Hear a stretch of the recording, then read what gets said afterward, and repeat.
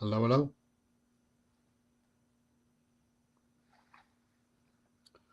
Hello, hello. All right, guys, you're gonna kill me. I did this video. This is gonna be the second time I'm doing this video, and I didn't check my sound again. So forgive me if you wasted your time on the last one. And make this one a little bit more sweet, to the point. I do want to just restate my my former history. I'm a former law enforcement officer. I'm a former veteran, or I am a veteran, and I want to talk about some incidents that we see on a daily basis in our cities, the in terms of crime. And the whole point of this video and others that I will make like it is about being able to operate on a daily basis, keeping yourself safe so that you don't become a victim, right? And today I'm going to be taking a look at the killing of Iryna Zarutska in Charlotte, North Carolina, where she got onto a bus and became a victim of unnecessary killing. So, what is inspiring this? We look at the news every day and we see all these things that happen, and it's an imperative that we start to take note of what we see and do something with that information, right? You look at the news and you see a certain suspects, you see certain people involved in crimes. You need to know your surroundings. You need to know where you're at. You need to know how you may appear as an individual out in the street, in public. Um, don't be ignorant to the fact that you can become a victim too, right? It's very important that you stay honest with yourself and stay aware of your surroundings at all times. This is something that is very odd today. We see people on their phones all the time. We see people, instead of helping another in distress, they will be quicker to record the incident, which helps nobody survive in that moment. Oh, hold on one second. I gotta plug my computer in. So this is all about survival of and how do you survive? It's by being able to uh, take your gut instincts and do something with them. Now, a lot of our culture in modern first world society is trying to make us feel that our gut instincts are really just your own biases, your learned habits that are not necessarily true, right? Your cultural imputations, your racist tendencies, things like that. Now, what I want to do is help you understand why you're not a racist or a biased person for paying attention to your surroundings and identifying information that leads to becoming a victim, or potentially stopping something that could lead to your own harm or to the harm of anybody else, right? So, uh, so like let before we get into the video, let's talk about some things that we always need to pay attention to so that we are okay out and about. We need to be able to see people's hands, right? Anybody's hands that are tucked away where you can't see them are things that you should pay attention to when you become when you're in proximity to that person. Okay, you should be have your head up, looking around, aware of things happening. Right, a car speeding down the street. You need to be aware if that car veers off in your direction. Right, you you should not have your head in your phone, which is the most common thing today. You really, and I have to tell my daughter all the time, it's not a good thing to walk around with earphones on or headphones on. You lack, you not only lack awareness of your own surroundings, but you're also going to appear, you're going to show that to other people. And there are people that ride around all day and all night looking for people with headphones on and their face in their phones because those are their next victim. So with that being said, I'm not going to take as long as the last one. The sound does work on this one. If you end up ever watching this live, please let me know if my microphone is working, because I'm just getting back into this stuff, and I keep running through each pitfall that is possible. Um, but nonetheless, we'll keep it going. And before we get into it, of course, if you have something good to add to the conversation, or you have a question, be sure to feel free to submit your chat. We'll talk about it. Um, and if you see this video later on, comment, keep the conversation going, ask your questions, make your comments, keep things on topic, and make sure you be cool to other people. So with that being said, let's get into the Charlotte train murder. I thought it was a bus. I'm sorry, but let's look at the Charlotte train situation. And if you're not able to handle this type of graphic nature, just stop right now. Take a look at it here.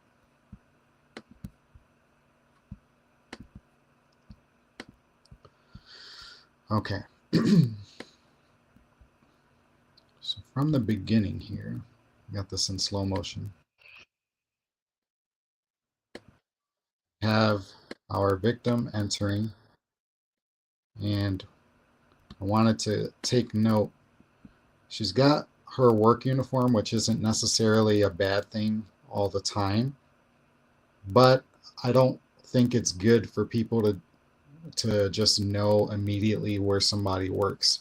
If somebody with bad intentions wants to be able to follow you to your workplace, or to know exactly where to find you again, this is a good way to give off a limited number of locations that you can be at. Most likely there's, wherever this workplace is, it's probably near this area. So I always like to wear something over my work uniforms and stuff, a little jacket, a hoodie, whatever. I don't like to share that information. Now, she's also walking in with her earphone in. We only know if she has one, because that's all we see, but I'm assuming she might have two, due to some information that we'll see later. She's carrying her phone, and she's only looking up until she finds her seat. Now you can see she's pretty much going to make a route to the easiest seat that she can see. Her face is immediately going to the left, and that's where she's going to take her seat. We'll see in a second that she didn't have to choose this seat, right? Watch.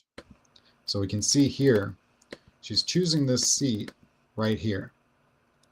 And you don't have to, when you look on a train or a bus, you don't have to sit with somebody behind you. This is something that's extremely important to understand. You don't, whether, for any situation, it's not great to sit with people behind you. You should choose a seat like this here that allows you to see people entering and leaving without having anybody behind you, right? These seats to the right are open and would have been best for her to go to. Instead, she's choosing to sit right in front of this man who has his hoodie on. He looks sleepy, like maybe he's been sleeping on the bus. We can't obviously tell just based on this second, so we don't know. I think after the fact we learn he's in, has some mental health problems, but we can't know that immediately. All we can know is that he looks tired. It looks like he's probably been there a while, and that we're sitting right in front of him, and we don't have to, right? So she sits, and once she sits, he's still not really paying attention to her yet. But what does she do once she sits? She's immediately head back in her phone. She's got her headphones on. But I did want to take note of this. One thing, if you did sit somewhere like this, your peripheral vision does work. So you have a reflection here in this window. And it's not a great reflection that you need to see anything in. All you need to do is be able to see enough that to tell you about his movement, right? You decide to sit somewhere with someone behind you, then you need to be able to see movement, right? And what do we also see about him? Not only is he looking like he's tired, he looks like he's in distress with his hand supporting his head, but we also see that his right hand is hidden, maybe in his pocket, right? And this is, like I said, never a good thing to see that someone's hands are not exposed, right? You can see her hands are exposed. She's showing that she's not a threat to anyone. She's in her own world. She's paying attention to herself, which is, great, but not great at the same time. This is why I say, don't walk around with your phone exposed at all. Don't walk around if you're in public like this. If you have to, maybe she only has one earphone in, but really it's best to not have any earphone in and not have your phone in your hands. You need to have your head up because that immediately makes you look like a more difficult target just because of your awareness of your surroundings. So this is the only time her head goes up. But what do we see from him? We can see he is kind of alerted to her presence in front of him, and he looks intrigued for a moment, and then his head goes back in his hands.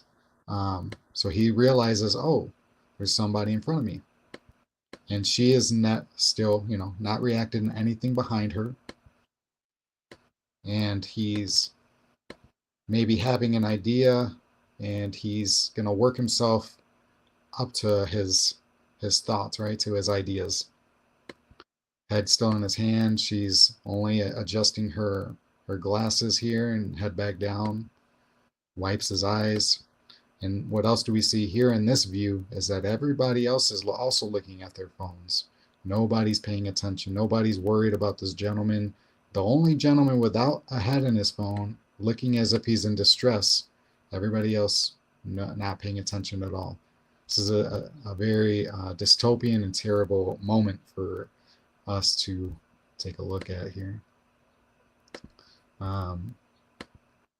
So we see, his looks like something's going through his mind here. He's working himself up to something, head in his hand.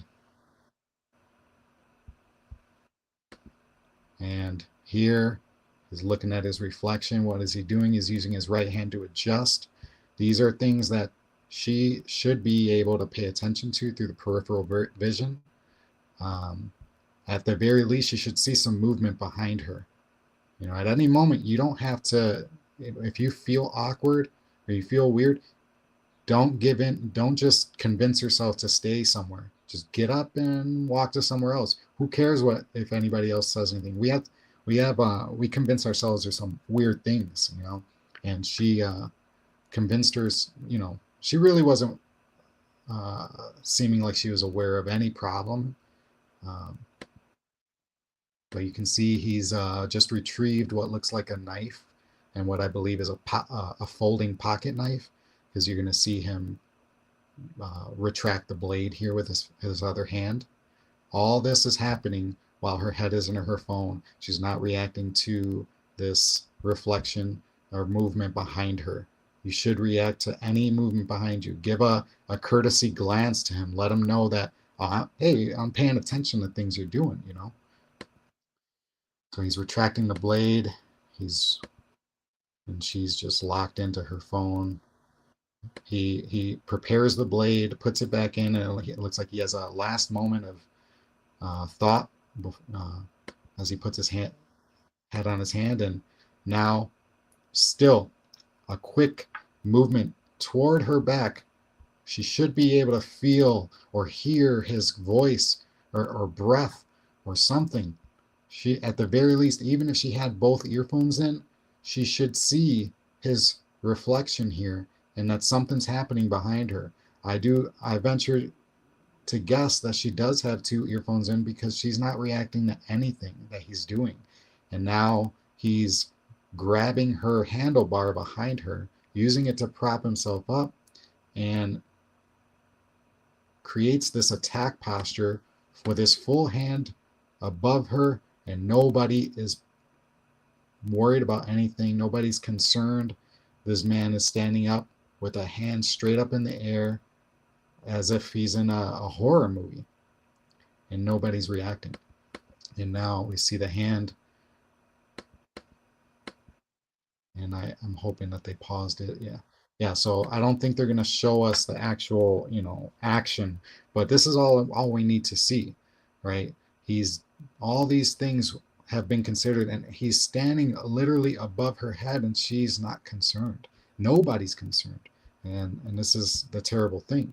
He's going to attack her, and it's going to leave her to basically bleed out. She finally gets a glimpse at her, uh, the person who kills her, basically, and she's in fear. She realizes what just happened. She's hurt. No, this guy stands up just to get out of his way, not to do anything about it. Nobody else is doing anything. They just look, and there's immediate blood splatters on the floor. She realizes that she's hurt. This woman does nothing. None of these people do anything. She's looking as if, is any, am I okay? Is anybody going to do anything? Am I supposed to do something? Nothing can happen except for, and then this woman just gets out of the way. Um, Now in the other version that I saw, let me see. I think that's probably it. But in the other version that I saw, the man is basically walking through the train for another full minute until the train stops. He's dripping blood everywhere, and he finally takes his shirt off. Nobody challenges him. And this is, let me see if I can see that.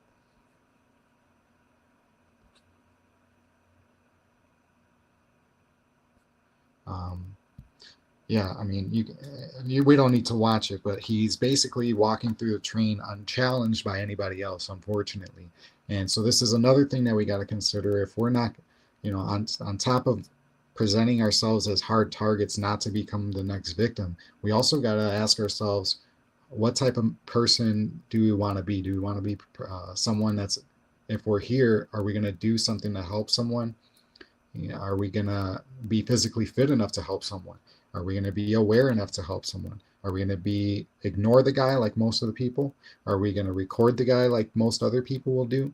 Or are we going to put our phones in our pockets, shut our mouths, grab the guy, and hold him until law enforcement arrives, right? Most likely, if one person acts, more people would be likely to act with you. But until that first person does anything, all we have is this dystopian nightmare of a man killing someone and walking straight out of the train like nothing happened. And nobody wants to challenge the guy because he looks tough. He's bleeding all over. Nobody wants to touch that biohazard blood that probably, who knows what diseases may be in there. So these are all factors you have to consider, but it's all things we have to think about.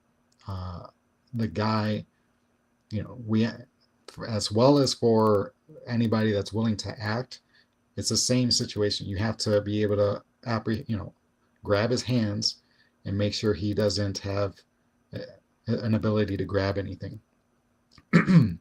So, this was a terrible situation, and I wanted to use this one as a way to learn and start this conversation about awareness of our surroundings and awareness of the people around us, and to help you understand that you are not a racist or a biased person because you are paying attention to your surroundings and you don't want to become the next victim in a world that is filled with them, right? When you read the news, when in your local news, and you're paying attention to things that happen, be aware of where you're at and what those descriptions of those people were like. And you have to be paying attention to all these things. When you're driving, keep your doors locked. when you're at a stoplight, watch for people breaking their straight line and maybe making a diagonal towards you. These are all things you got to concern yourselves with, and we will continue talking about it. But this is a tragic incident that breaks my heart, really. She was a Ukrainian refugee, I believe, or something like that, and this was a senseless killing that did not need to happen, nor do any of them. But I mean, it was a terrible incident. Let's see what the first couple of comments say. She's in shock. She doesn't even know what happened to her. God rest her soul. Attacked from behind like a coward. And this is right, but the guy is not there mentally, and this is what we have to understand. They only tell us that these people have mental health problems long after the crime happened. We have to be able to present ourselves as a hard target and to prevent things from happening in the moment, right? We can't allow ourselves to wait until after we become a victim of a crime. We have to present ourselves as hard targets at all times, right?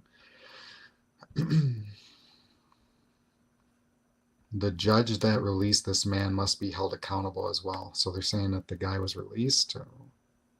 No cash bail, released again and again. Oh, he was out on bail. Yeah, and this is another thing too. And it happens in my city as well. In Milwaukee, people are getting released without being charged, and they're being released for felonies all the time. And this is what I'm saying. A lot of the crimes that are happening left and right in all our cities are happening, or are being perpetrated by people that have already been arrested for various crimes. So this is what I'm saying. Don't wait for somebody else to rescue you. You gotta be aware of yourself at all times. Be aware of your surroundings. Know how to explain, and that's what this video is here for. Know how to explain what you're looking at. You're looking at attack indicators, attack postures. Certain 1,000-yard stare, right? The awareness of a weapon or a bulge in a person's garment or his pants, or sagging pants, or a breaking line of sight towards you. Description, are they matching a description of somebody you read about or saw from earlier that week or earlier that day, things like this. So that's what I would like for you guys to pay attention to, and hopefully we'll keep this going and make ourselves harder targets so that this doesn't happen to anyone you love or yourself. So with that being said, this is Fight Styling. We'll do it again. If you have anything constructive to say in the chat or the comments later on, please feel free to add to the conversation, and we'll do it again. And God bless. We'll talk to you later. Bye.